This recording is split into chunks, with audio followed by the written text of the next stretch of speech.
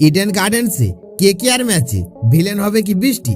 আজ ম্যাচ কি ক্যান্সেল? বৃষ্টির সঙ্গে কলকাতায় 50 কিমি ঝড়। আজ প্লে অফের টিকিট নিশ্চিত হবে না কেকেআর এর। বন্ধুরা, আপনারা যদি দেখতে চান তাহলে ভিডিওটি লাস্ট অবধি দেখতে হবে। চ্যানেলকে সাবস্ক্রাইব করতে হবে, একটা লাইক দিতে হবে এবং নোটিফিকেশন বেল আইকন দাবাতে হবে। আজ কলকাতা নাইট রাইডার্স ইডেন গার্ডেন্সে মুম্বাই ইন্ডিয়ান্সের বিরুদ্ধে খেলতে নামছে। বৃষ্টি ঝড়ের জন্য সেই ম্যাচ আদৌ হবে কিনা তা নিয়ে আশঙ্কা তৈরি হয়েছে। তাহলে কি আজ প্লে অফের টিকিট নিশ্চিত হবে না কেকেআর এর? বন্ধুরা, আলিপুর আবহাওয়া দপ্তরে জানানো হয়েছে মূলত মেঘলা থাকবে আজ কলকাতার আকাশ। ঝোড়ো আবহাওয়ার সঙ্গে বজ্র বিদ্যুৎ সহ বৃষ্টি হতে পারে কলকাতায় বিকেল ও সন্ধ্যার দিকে।